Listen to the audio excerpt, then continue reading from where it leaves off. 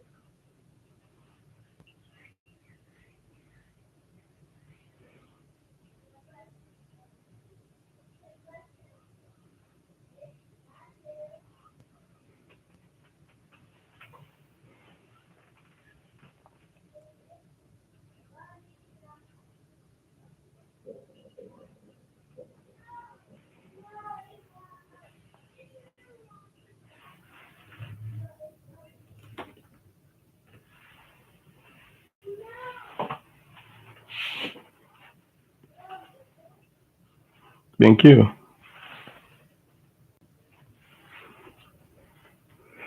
Well, thank you so much, Anissa. Thank you, Dr. Bilndi. Thank you, everyone present here. I acknowledge the presence of some familiar faces. I saw Dr. Benjamin Fishkin and quite a number of people I've had the opportunity of meeting in person. I will start by expressing my gratitude to Tuskegee University. I will start with a short anecdote that when I moved to Tuskegee about 10 years ago, I fancied the expression that Tuskegee chose me and not the other way around. Mind you, it was a way for me to say I was a College Park alumnus, not one from Tuskegee. But with a lot of maturity, looking back at the things, that statement was a way of prophesizing that Tuskegee University actually chose me. You cannot claim you chose Tuskegee University, not with the kind of people that founded that institution, the kind of people that that institution bred, and the kind of history that the institution embodies. You can only be chosen by it. So I'm really honored to be chosen, not only as a student of Tuskegee University, but also as today a writer who is coming back home. Because to me, I think um, you cannot have a full experience of what I call blackness if you do not venture to understand, to read, or to visit Tuskegee University. So thank you so very much for this opportunity. As part of this discussion, as you all know, we are celebrating for the month of February, Black History Month. Is what we commemorate, and we go beyond just the celebration of of Black history. We also invest our energies, our time into Black future. And so for this series, we'll be talking about something or a number of themes which I think are pertinent to the history of the Black people and to their future. I'm talking about diversity, I'm talking about identity, I'm talking about representation, all of which were applicable yesterday, are applicable today, and will be applicable tomorrow.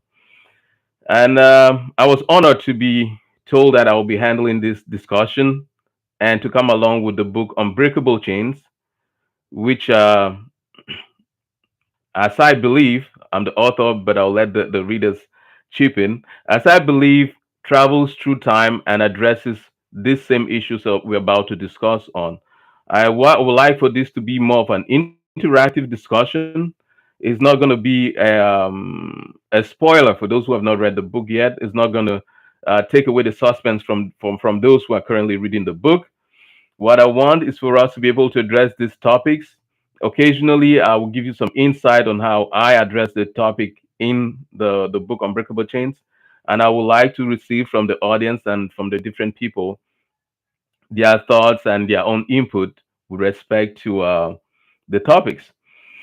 So, without further ado, I will give you a quick discussion around the three items that we brought up. Then we can dive into the discussion.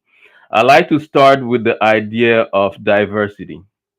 You know, we're talking about globalization, and behind globalization, there's the idea of diversity. It could be diversity in terms of culture, in terms of race, in terms of religious belief. Diversity is something that has come to stay. If you're part of the Judeo-Christianism movement, you start thinking of diversity as far as back as the Tower of Babel. But every culture has a tale of how one culture grew up from another one civilization birthed from another one. And that's how diversity is part of our everyday talk. When you talk about diversity, it means some people identify themselves to be different from the others, which enhances the discussion of identity. So once you start talking about diversity, you must talk about identity. And when you start talking about identity, you have to think about their representation. So in Unbreakable Chains, couple of different groups of people are represented in terms of diversity. We have the African American community, we have the African immigrant community, we have the African resident community, we have the Latino community, we have the Caucasian community, all of that bundled in one way or the other in the narration of Unbreakable Chains. Most of the characters have their own identity journey. It could be identity based on their race, based on their family upbringing, based on their aspirations. The book handles on different wings the identity crisis or the identity journey which people experience. On one part, you have immigrants that have a different way of dealing with the identity conflict they have. On the other part, you have um, African American connecting to their roots and trying to make sense of their identity. Still in the same book, you have a situation of a Caucasian gentleman who's also dealing with his own identity issues. And subtly, we also mention of another character, this time Latina, who's dealing with her own identity as well. And as I said, when we talk of diversity, we delve into identity, and then comes the whole idea of representation. And that is where I think we all agree on one thing. Being here, participating in seminars like this, penning down stories, doing paintings, getting gatherings is a way of affirming um, that aspect of our identity and our representation because we want people to see us for who we really are. And so in this book, the way I build on the characters, each character has a way of trying to affirm who they are. You have the immigrant, the African immigrant, who tries to affirm his stand as an African immigrant, just like I occasionally do as well. You have the African American who try to affirm her position. You have, as I said, the Caucasian in that same storyline who tries to affirm his own identity. So, in a nutshell, the book addresses the three things that we've mentioned earlier. So, I will send out the message. I will start the discussion here with a very fundamental question to which I will give my answer, and I would love to hear what your answers are. What is your take on diversity? When you hear the word diversity, what do you think about? I personally, when I hear diversity, off the bat, I would think about race. But having grown up in a country like Cameroon, it also takes another definition because Cameroon counts about 230 something tribes. So you have a sense of diversity from another level. And then when you look at the continent of Africa, you also have the vast diversity that it carries with her, right? And then for someone who's been opportune to study in the northern part of the US, then move down to the southern part, I must admit I had my own share of cultural shock. And so you also see another sense of diversity. So my kickoff here is what do we as individuals and as part of communities perceive or understand when the word diversity is brought up to in a discussion or just brought up to us in any form of exchange? Is there anyone who wants to chip in?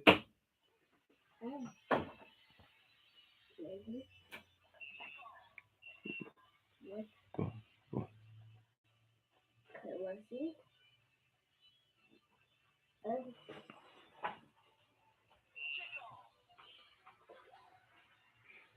go to baby.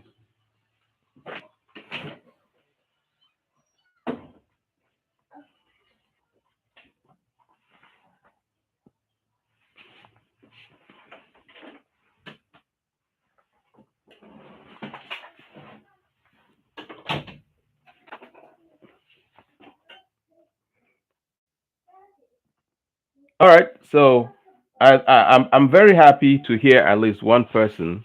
If there's anybody else wants to chip in, but I like that idea of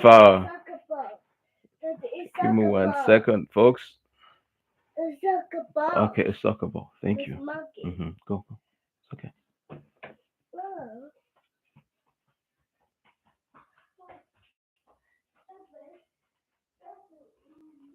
Uh,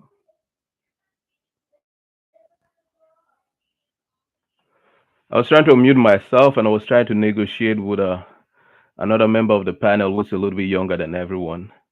So back to you guys. The sense of diversity. Um, I'm not one to take you into the history of how the word came about. I don't claim absolute knowledge of what it is. But I would say this: if life was a meal, diversity is that spice that goes in every one of the single meals. It could be the entree, the course meal, or the dessert. You cannot do without diversity. And there's no better place in the world that has to deal with the idea of diversity as the United States of America. Not because the other people are not diverse, but because of the history that this country embodies and the efforts it's been doing over time to address the topic of diversity. But like in every debate, you have the two diversity out there. You do encounter some subtle challenges. I'll take the case of the state of Florida, right? You have lots and lots of people who embrace the diversity that Florida offers. But you also have occasionally, even within our local government or even our state representation, actions that tend to slow down your aspiration in terms of diversity. I will give a simple example here. Our governor, for example, works really hard on trying to take out, critical race theory from school, from the school system. On one side, it's fair to debate if it's needed or not, but on the other side, how do you take such discussions out of a situation where diversity is a must? So, coming back to the discussion about diversity, it becomes something that you all should occasionally think about. Because in order for you to interact with the people around you, in order for you to be identified, you have to embrace your identity, which means you have to accept the identity of the other person. And when you start doing that, you must come to the acceptance that diversity exists.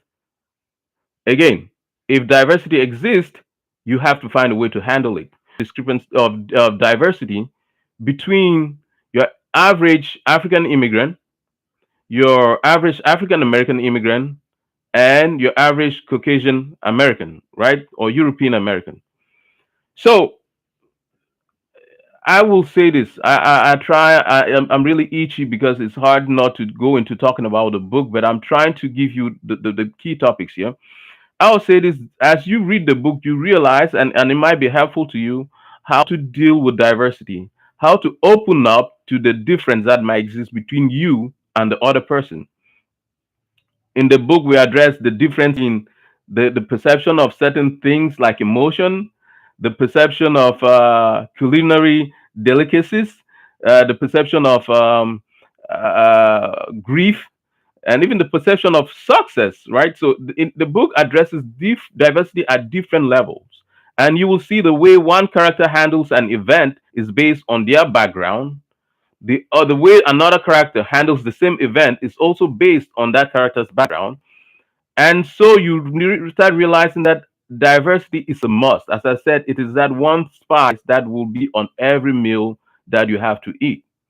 And of course, that brings us to the next part. As I said, when you talk about diversity, you cannot ignore the fact that people want to identify themselves. So, I don't know, are there any questions on this short excerpt on what diversity is and how it impacts our everyday life and how it's being addressed by me as a writer or by someone else that you know?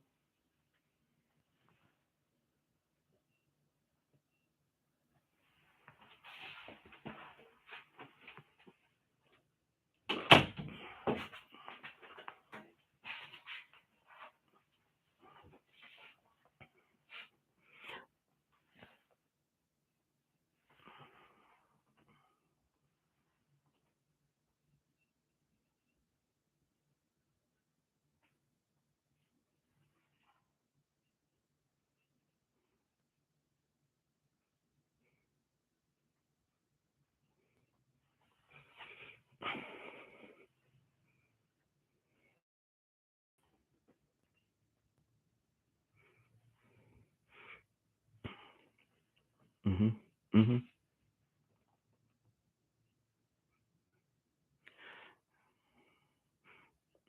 Thank you. And just so I clear up with the audience, even though I aspire to be a doctor, I'm not just one yet. So feel free to call me Mr. Fopa. Thank you. So in terms of diversity, if you've ever flipped a quarter of the U.S. currency, it's written in Latin. And I'm not a Latin expert, right? I'm trying to find the direct translation. Something in the line of united in our by our differences, or united we stand. Something close to that. What I want to bring up is we focus on what differentiates us when we talk about diversity, but rightfully, as you said, there is even more that unites us than what makes us different. I like to fancy the idea that whenever you go to a place, you should learn about three things. How do they celebrate the death? How do they celebrate the birth? And how do they celebrate marriage? That is how you get to understand the very essence of a people. And you will always be amazed at how much similarity they will have with your culture. The language will be different, but the actions, the intent, and even the aspirations will be the same. So, yes, diversity really is What shows up because um, the human brain sometimes has that tendency of seeing the red flag easily than what seems normal. But in reality, diversity hides a forest of similarity between people. When I moved to the States, little did I know that in a state like the state of Maryland, you will find documents, official documents written in Spanish. I never knew that. I never knew that in the States, Spanish was something you could hear people speak fluently. When I moved down south, it took me a while to accustom myself to the southern accent, but still was English. So the only difference you will have has to do with the context in which the people are, but they will keep practicing the same thing. We will have the same commonalities or similarities between us, and it's only in the quest of trying to be individuals that we start creating that diversity. I like what a famous preacher likes to say that God, and I think it's her name is Joyce Meyer, I believe, and she likes to say God fancies diversity. The fact that we're of different races, that we speak different languages, that we do things differently, it's not a way to divide us. It's a way to build a rainbow, as Nelson Mandela would say, a rainbow nation, where every color has its own place and the sum of all colors create the beauty. So that diversity, I really fancy it with a very positive connotation. Unfortunately, the world is what it is. Some people use the diversity as a tool to separate people, when in reality, it's what makes the people strong. Because if I can accept you and you accept me, I can bring something to the table which you do not have. And that some of the things we bring to the table makes us a better group of people. So yeah, that's my input when it comes to diversity and looking at it from the similarity point of view.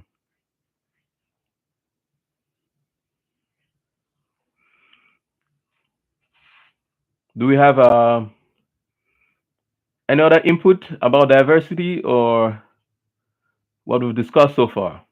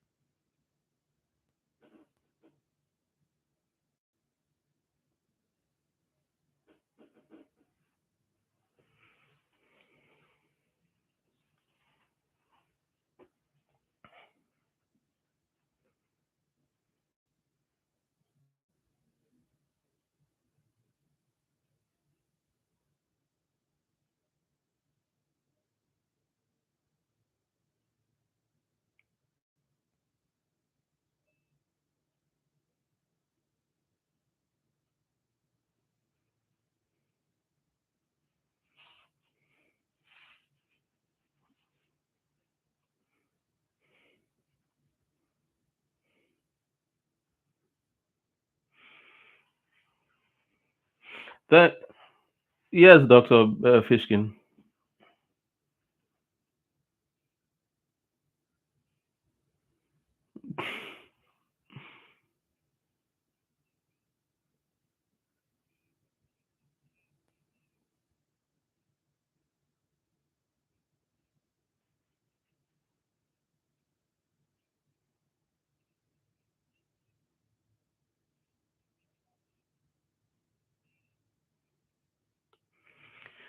Thank you, Doctor Fishkin. That's a very good observation. I agree with you off the bat that as a race, the human race has a difficult time accepting diversity. partially because sometimes that feels threatened. It's that survival instinct that you want to protect yours without realizing that the guy across they just want to survive and you can actually survive together. So will that last? I will say diversity, that fight against diversity will never go down. It will never disappear. Why? Because people still have that difficulty of understanding that diversity is not supposed to be a problem. It's supposed to be a tool for progress. But leaders who like to comfort their position, who like to think they are the supreme leaders, often build cultures or establish knowledge management approaches to convince their subject that they don't need to be in any union with other cultures. They try to block the idea of diversity. And that is rampant around the world, where you see a leader comes to power, and if it's not out of nepotism that they surround themselves with only people that are culturally linked to them, they try to lock their people down in not looking out the outside world because they feel if I tell them that is the enemy, then I control them. But if I let them go out, they might find better options. They might come out stronger. They might come out with more to give. And on an unbreakable chain is interesting. There's a scene where the young African immigrant who goes back to Cameroon is confronted with a discussion over some sort of diversity. That is, you have your police officer who's uh, who's coming over, trying to make him understand. Thank you. You have your police officer who's coming over to him, trying to make him feel bad for accepting that American side of him, right? Putting in question the fact that he's not one of them anymore. When in reality, he's a plus to that culture. The fact that he's a member of the diaspora, he's bringing more. And it's that fear of that more, that uncertainty of what more might mean to the guy who's in place. Does more mean I'm going to lose my powers? Does more mean you're going to get more than I do? That creates that constant fear, and which is normal. No one has to blame or push away fear. Fear is a normal emotion. If you're not fearful or if you don't feel fear, you cannot claim to be courageous. It's okay to be afraid of something that is different, but it's even more important to try to understand what makes it different. So, in a nutshell, yes, there will always be this war against diversity, but if we continue having get-togethers like this, discussions like this, to educate and to exchange amongst ourselves about what diversity is, with the way the world is going, with the capability we have of broadcasting to number of people across the globe instantaneously, I think we will be touching more and more audiences and let them embrace the idea of diversity.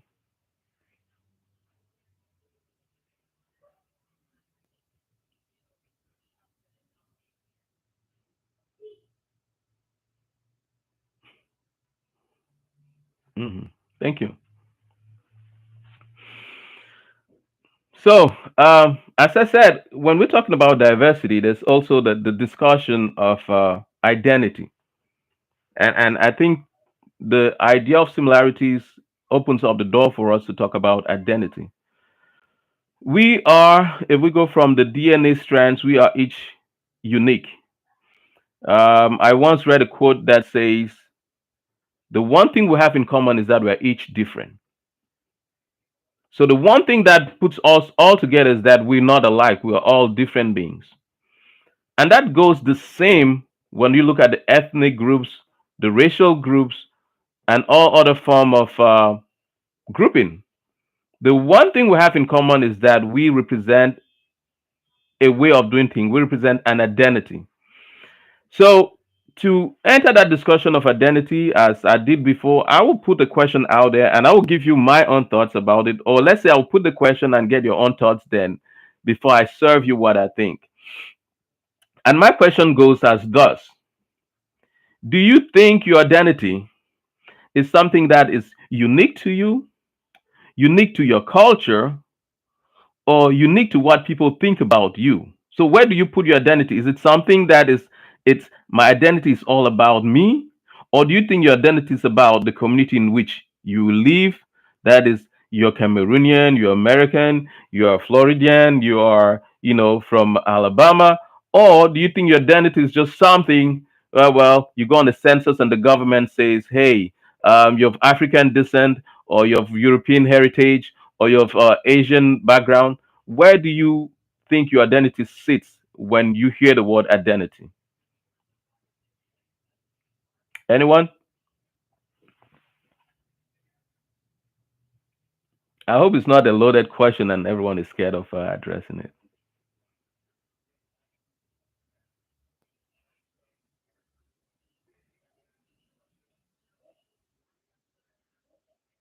Okay. Thank you.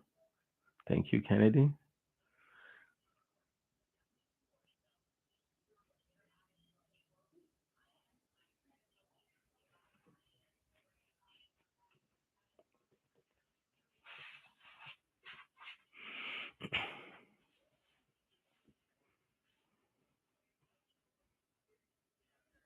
Mm-hmm.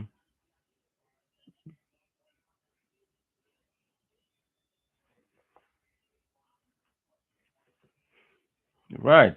Thank you. Very good input, Ashley. Thank you.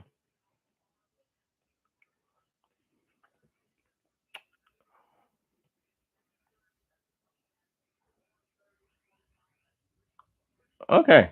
So Ashley and Miss Kennedy gave I see multiple. So why people are trying to probably okay, I have one person that choose to reply by chat. They believe identity is a combination of things, which is true, which is true. Um, so the author, from the author perspective in Unbreakable Chains, identity is all of what you've said, but it has this unique thing that it's not static, it grows. Your identity can change based on where you are, what you do, what you live through. And a good example of that in the novel is the European American Paul Patton, who I will not tell much about him, goes through a journey where his identity is morphed constantly from his childhood to his adulthood to his time in the novel, where you actually meet him as a grown and established person. His identity keeps changing, not 180 degree or being totally different, but one layer builds on top. And as Ashley said, you start seeing his ethical values kicking in, and a little bit of everything around piles up to create that identity as he moves forward. Why is it important for us to talk about identity from my perspective? I grew up with that unique pleasure of having a father and a mother, each belonging to different ethnic groups in Cameroon. And as a young man, I was to a certain extent confused. Not worried, but to a certain extent confused. Um, yes, today I figured out I could summarize myself by defining myself as a Bantu because I know being a Bantu, part of my paternal background and my maternal background all merge into being a Bantu. But more importantly, I understood that the way identity works is it will stick with you and people will give you an identity until you either embrace that identity or make them change that identity. Let me explain. When I moved to the States, things changed. The people with whom I grew up don't see me the same. When got naturalized, I have a new passport and I go around as an American.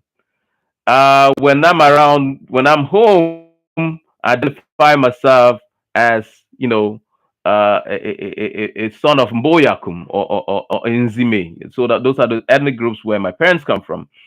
But I am all of that, and so identity, just like diversity, is not pulling yourself out and just feeling you're absolutely different from the others. All it means is you're just a unique combination of many other things. For those who fancy sciences, we have combinations and permutations. So permutations usually is the same things rearranged in different orders. Combination is a peak of various things of different appartenance.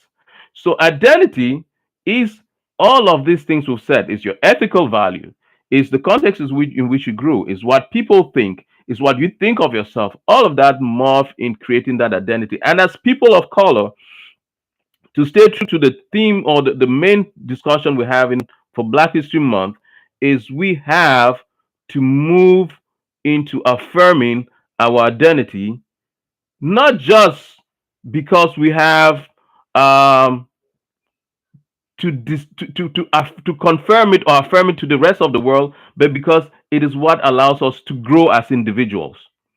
So, case in point, at the beginning of this discussion, I told you my stand as to being an alumni of Tuskegee University. Initially, I looked at it like, hey, I came there for a master's degree. So in reality, I'm a student of Maryland, University of Maryland, and I'm just, at Tuskegee for my master's. But when I discovered the value, the added value that I got from Tuskegee University, knowing that I belong to my identity. So we as people of color, we as human beings in general, shouldn't shy away from identity. Sometimes you might feel a little bit, I would say, disturbed to be different from everyone. But mind you, you are not different. You have the same thing, but the permutations are different. They've just been rearranged in another way.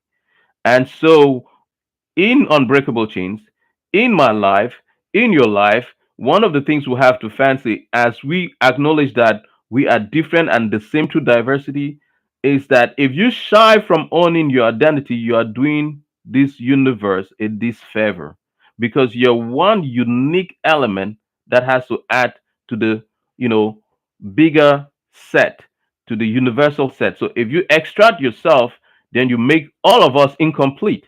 And so that message goes for all of us. Someone fancies.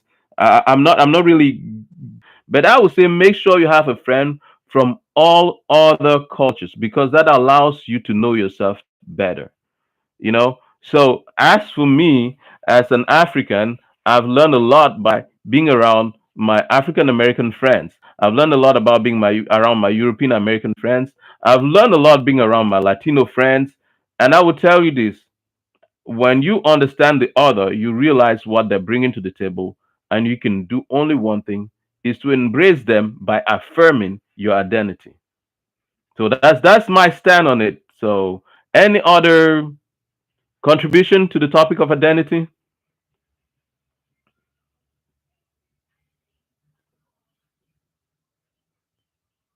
All right.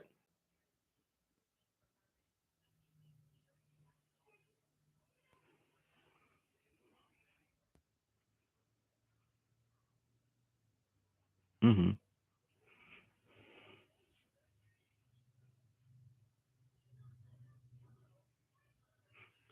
Absolutely. Yeah.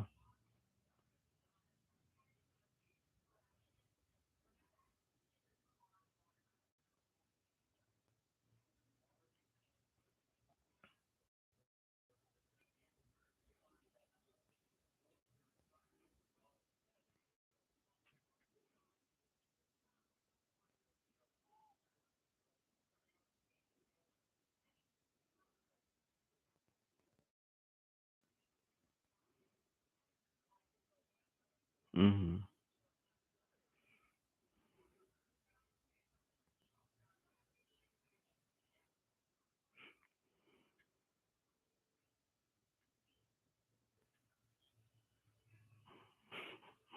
Thank you, Dr. Kumar. Thank you.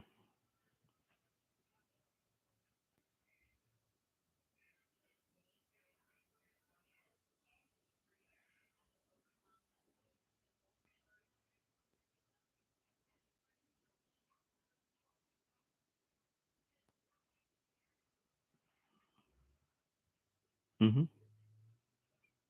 Mm-hmm.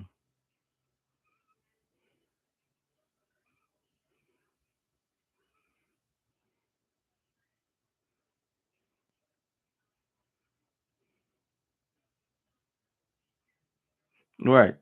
And I agree with Dr. Fishkin, and thank you, Dr. Kumar, for bringing up the science side of things as well.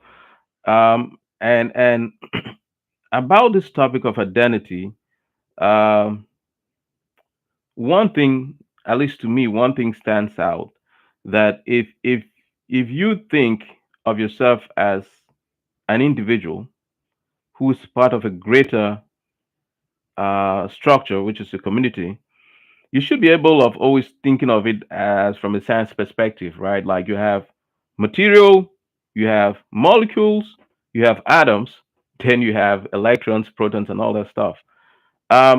Because without the proton and the neutrons, you have no nucleus. Without the nucleus, you cannot have an atom. Without an atom, you will not have a molecule. Without the molecule, you will not have the structure. So, in as much as our identities are shaped by our beliefs, by the things we encounter in life and how we react to them, by the things people, I guess, project onto us, a very important thing we have to do about that is realize that that identity is an essential part of the environment we are in, and we need to be able to push that identity forward. Sometimes we can feel upset because we seem to be the only one seeing things a certain way, and sometimes people go as far as denying their identity. We can deny all we want. As I said, it's more like a DNA strand kind of thing. You can deny, but as long as people ascribe to you certain values based on what they project, they have an idea of what your identity is.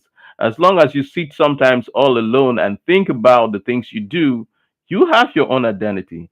So, still in line with our discussion today, and this goes to my fellow Tuskegee folks that are here, the students that logged in. You are in one of the most iconic institutions in America, and I will say this: the people before you left a trail, they exist because they own the identity in a world that didn't necessarily give them the chance to own that identity, but they believed in it. And so, just like writing or like creation, sometimes it takes a while for people to acknowledge the essence of certain things. You just leave your identity, you try to showcase yourself. It doesn't matter if people appreciate it or not. But if you do it the right way down the road, you will impact someone's life in one way or the other. Um, a classmate of mine at FSU said something last week. He said, "No matter what you do in life, somebody somewhere is looking." Mhm.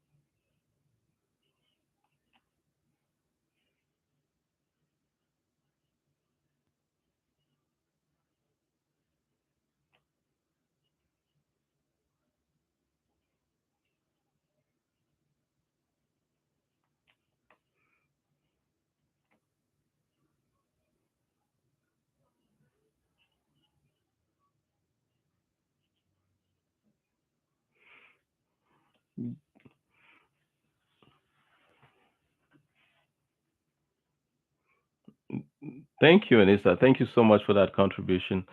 I know Dr. Bilndi is watching, and the way Anissa nailed that identity thing, she might have to come up once again and address the identity in one of your many seminars. Um, we will move up from identity to the next level, which is representation, and that is, I think that's one word I really, or one concept I really embraced or discovered when I moved to the U.S. Um, Not that in my country of origin it wasn't relevant. It was very relevant, as we said, with 230 something ethnic groups. Representation is very relevant. But because here it is even more so relevant because it's a way for this nation of ours to heal from its past. And the thing about healing is that if it took you 10 years to cause pain, it will take you an exponential number of years to heal that same pain, to restore the trust, and to move forward.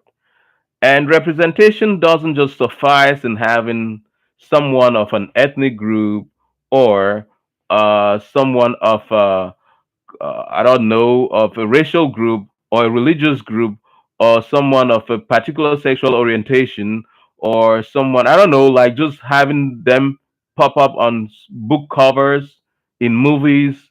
That is just the higher level of representation. Representation comes with us being able to include those things that we saw different from the others in what we have. A good scenario is in Unbreakable Chains for those who've maybe had the chance to read it. It's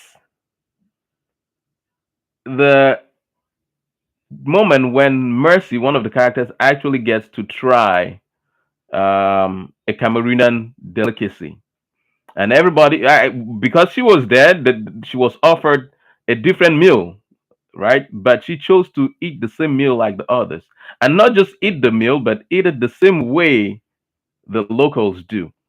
And I think that is where representation comes in because she embraced her identity but chose to represent herself by understanding what is it the other culture does. And we in America, we might be in the path of doing this, but we have to do it some more. So what I mean by doing some more is representation should not limit itself by us just saying stuff or just doing stuff. Go out and get you a book about other culture. Travel to other places. If you're from the south, go visit the north. If you're from the east, go visit the west. Because by you going to learn about another culture, you unconsciously represent your culture there. I could very well go by go around calling myself Cameroonian and contenting myself about it. But I know when I call myself a Bantu American, I'm representing a bigger whole, the Bantu people. And at the same time, I'm representing the American people. And so by not shying away from my identity, I am discovering more of the American side of things, but I'm also representing more of the Bantu side of things. So representation is something that needs to go to the grassroots level. We should. I'm not of that generation, but there was a time when people had pen pals across continents, and they would write to each other, try to talk about what they did, what their life is like. That is how representation is. It doesn't necessarily mean you have to be geographically located where you want to be represented, but sharing your experience, owning your identity, embracing that diversity, you are unconsciously becoming an ambassador of where you're from. You are representing the people that, from where you came from. And I always like to bring this back to the reason why we're here, Black History Month, Unbreakable Chains, to say one of the reason, I would say the main reason behind me writing this book was when we had our first child, a girl. I asked myself, what was it I could give her that could stand the test of time, could buy her presents, could do everything. But I understood she needed more than that, and she still does. So I said, I will document my version of the world the way I want to be represented through this book and the way I think people have represented themselves to me. So she will have an idea of what it means to be who you are. And when she reads that, one of the things I hope she will do will that she'll be able to represent herself, own herself. We tell her every time what her name means, and we tell her you should hold your name with pride. And we tell her every time you should respect the other persons with their name and their culture.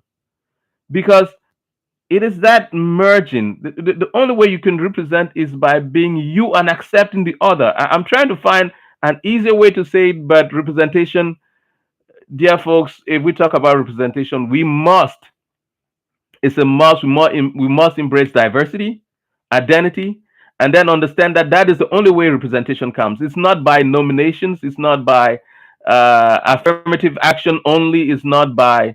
It's also by accepting that diversity we sometimes are scared of, and that identity we sometimes conceal, or as Anissa rightfully says, some of us fake the identity.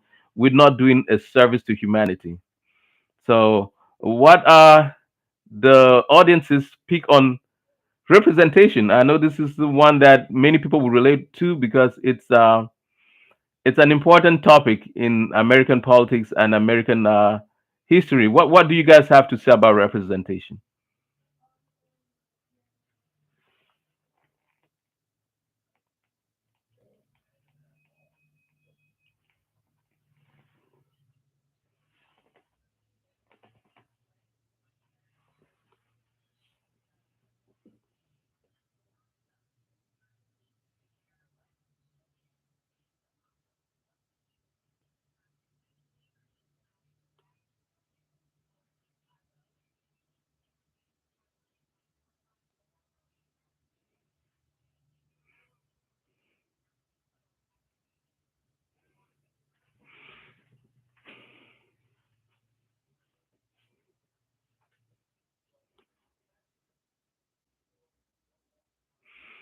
Thank you so much. That's a very insightful contribution.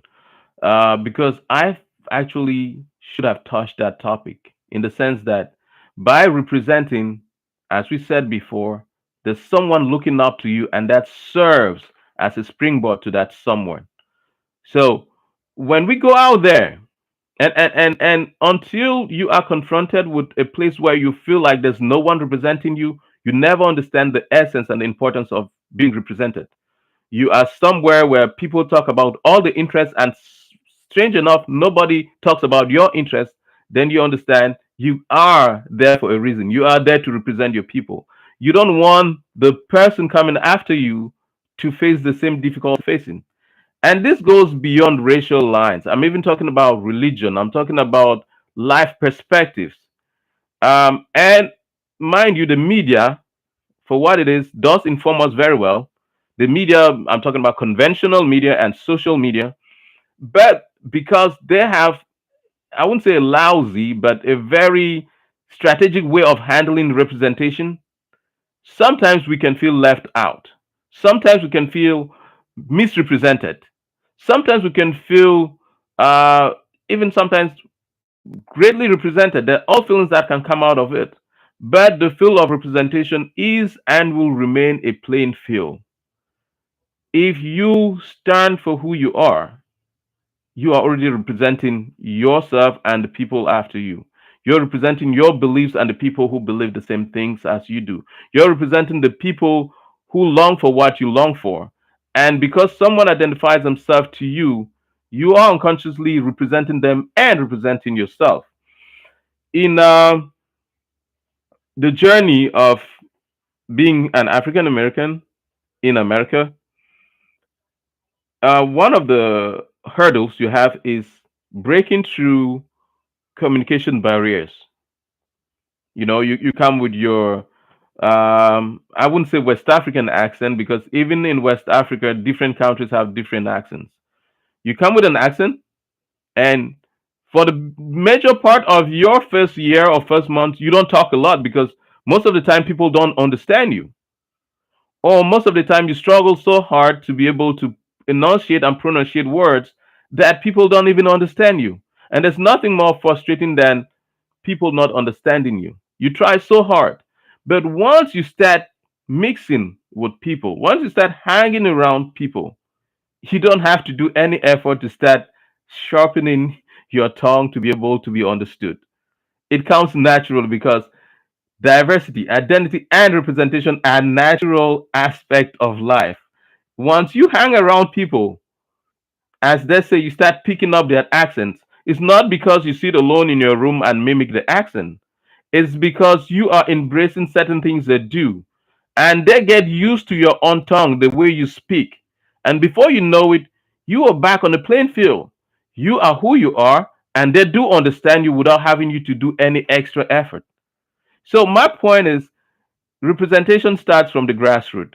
We can fuss, we can complain about what the media does, what the right does, what the left does, what the conservatives do, what the Democrats do. We can complain about all that, but that is at a higher level. You cannot focus on the structure of a building by looking at the top floor. Think about the foundation, the grassroots. Represent yourself at the level of the grassroots. If you are unhappy about the situation, get yourself a voter's card. Vote because you're representing yourself. If you're unhappy about something, go on the forum and type about what you think makes you unhappy. If you are happy about something, let people know. I'm happy about what is going on here. I'm happy about this. By voicing your identity, you are representing you and a bigger portion of this world. And as I like to tell a very good friend of mine, shout out to Brenda Ellis, that this book can be, I won't say tough, but tricky for those who've never read African literature. But if you actually take your time and read it, you might be lucky to realize, I don't know if it's luck or what, but you realize that one of the things I did was representing the life of the African person that I am, the confrontations that I faced in life, even confrontations that I faced just by being back in Cameroon, the difficulties I think fellow African Americans have, the difficulties I think people have in identify themselves as African being the any culture as being an ideal culture. I call out the good and the evil side or the bad side of every culture because that's what representation is. It's not just representing people negatively, it's also representing them positively. So yes, that's my take about representation. I don't know if there's anything someone wants to add when it comes to representation.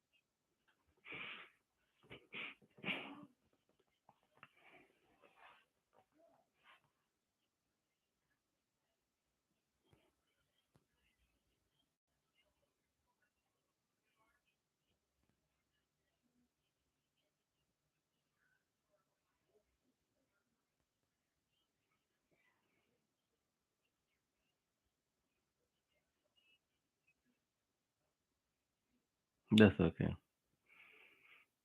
I have my fair share with me.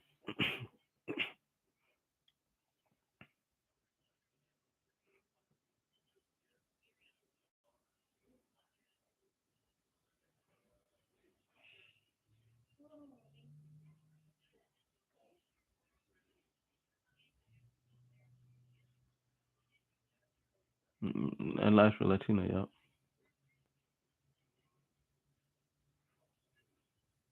Good, good. That I agree with Ashley, and Ashley makes me think about something we probably have all lived through. The whole Wakanda frenzy, the Woman King.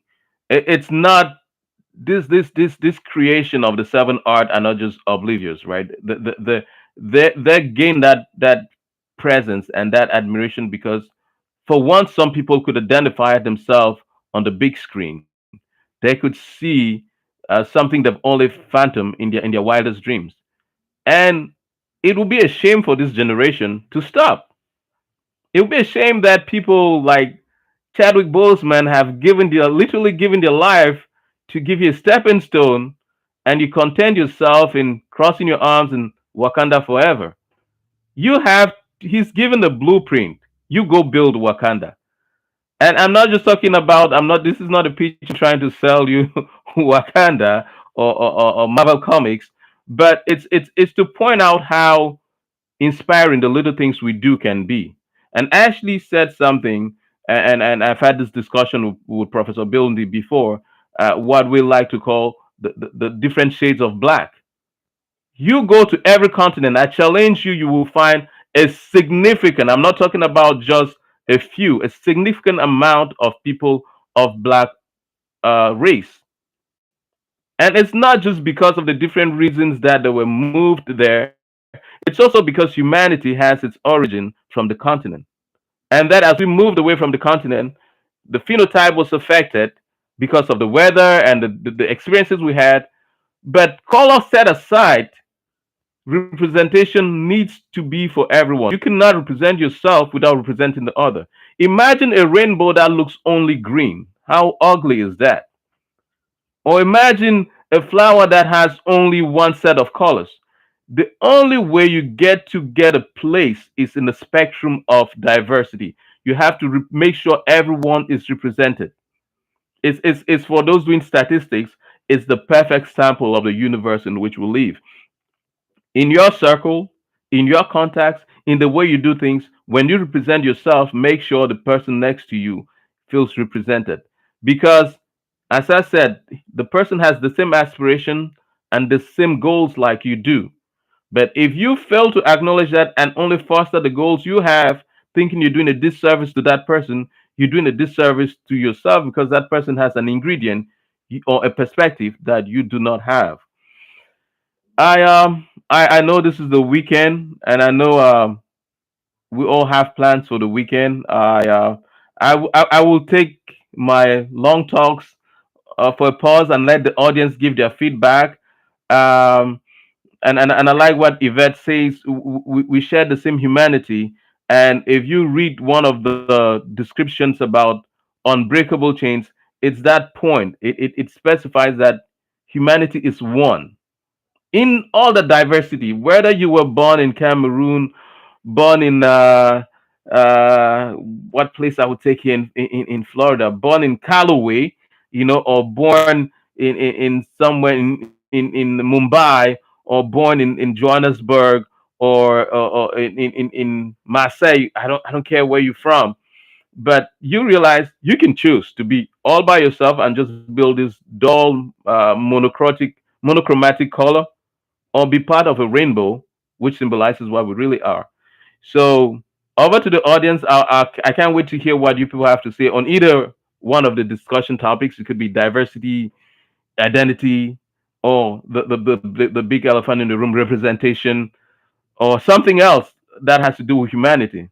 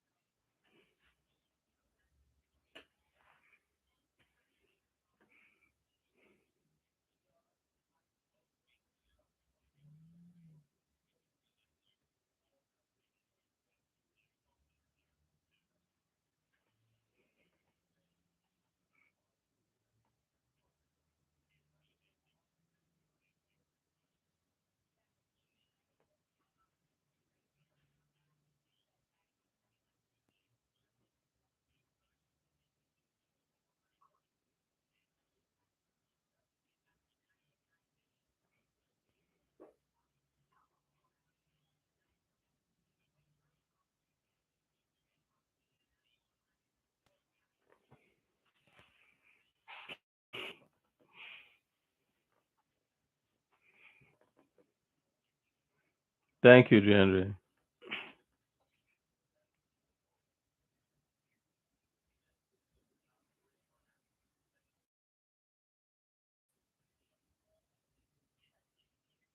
Yes, 10-4.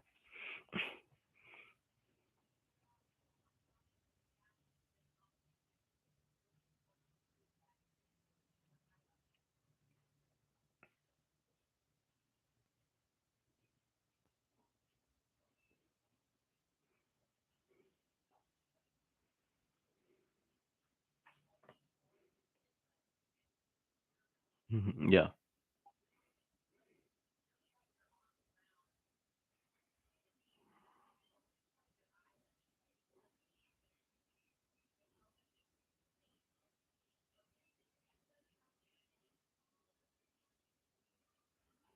Hmm.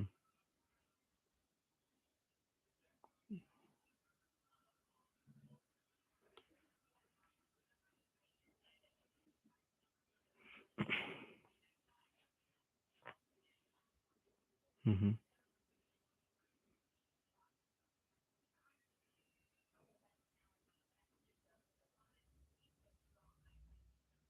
Hmm.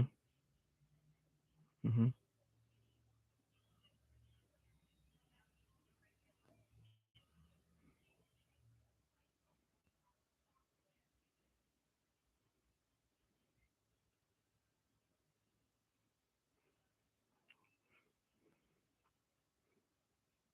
Thank you so much. That's very deep. Thank you.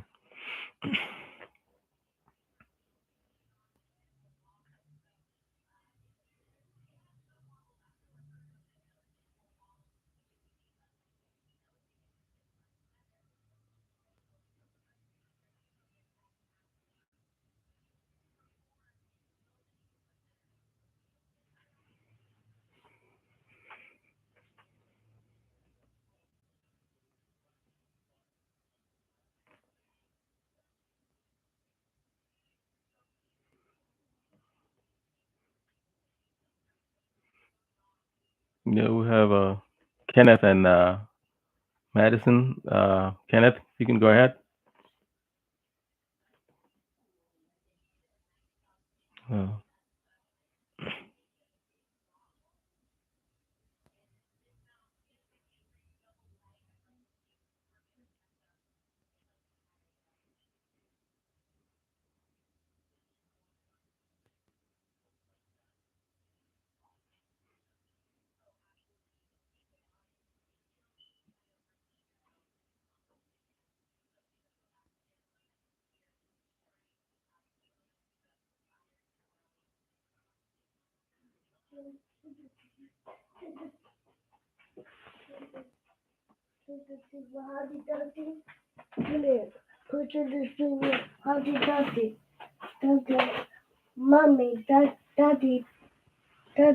shh. Okay, I'm coming.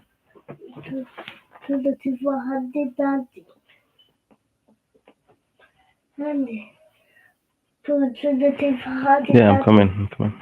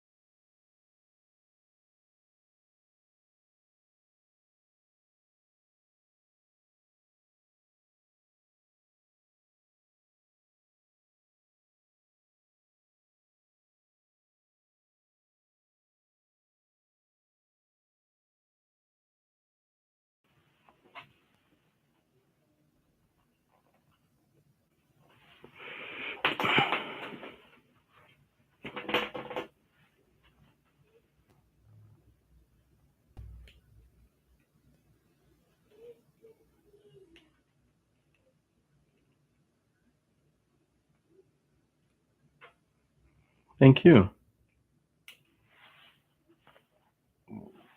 Excuse me.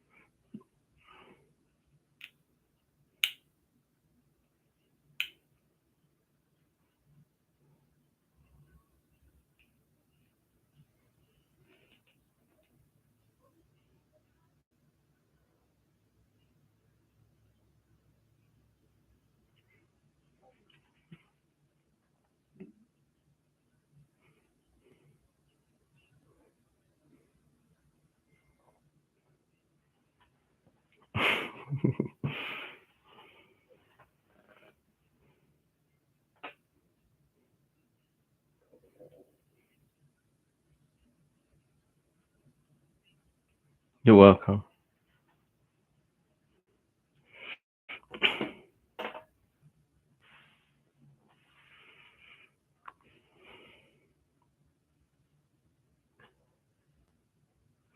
All right. So, I will start by giving, if you have a pen and paper, I will give you something to go home with for everyone.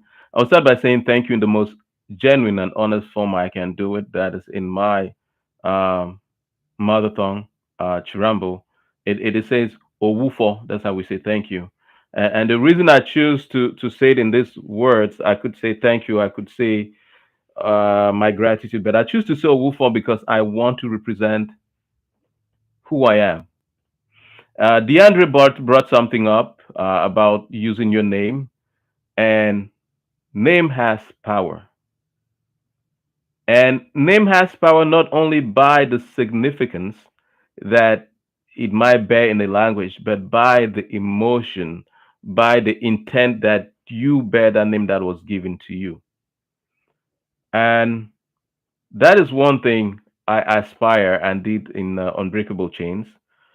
Um, I could have gone for easier and familiar names, but I went with names that I think identify the characters in their ethnical, belongings, group, and appartenance. And in the long run, on the website, I will go ahead and also put the meaning of those names because I think it's important for people to understand why those names were picked.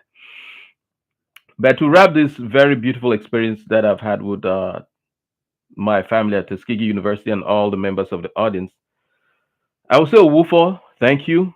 And I will encourage us to go out there and believe it's possible.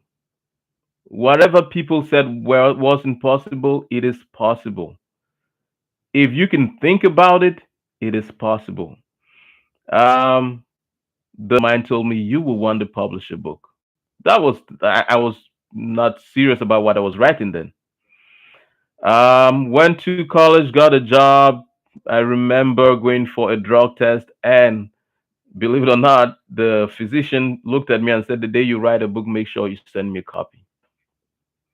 What I'm trying to say by that is everything is possible. We live in a world where it's not just complaining about the negative things around us that do us service. It's standing for the good things around us. And whether it's identity, diversity, or representation, we can do it the right way. We can embrace diversity in a beautiful way. We can show identity in a beautiful way. And of course, we can do representation in a beautiful way because those behind and those next to us are looking up to us. So, to end this, I will say while the title of the book is Unbreakable Chains, I want us to look at it from a different paradigm. It's not unbreakable chains because we are shackled to something unwanted. It's unbreakable chains because we are shackled to something that is bigger than us, which is humanity. And there's no point. You can run all you want. You are connected to humanity. And you owe it to Mother Humanity to be able to accept others for who they are, to affirm yourself for who you are, and by so doing represent what humanity really is, which is that big oneness, that beautiful rainbow that will always stick out when all the chaos and all the pain and all the trauma of the world would be existing. It will be that one safe heaven where those colors will reassure people that when it's all said and done, there's still humans amongst the people who walk the planet Earth. So thank you so much, Dr. Bildy. Thank you to everyone who was here. I appreciate you guys coming out, and I'm looking forward to exchange some more with you guys. Thank you so much.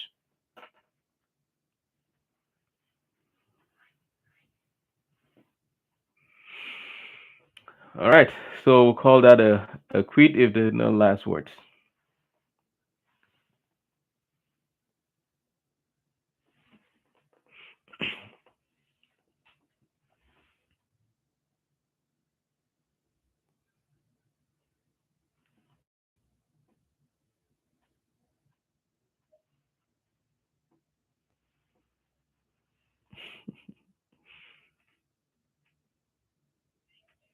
Thank you.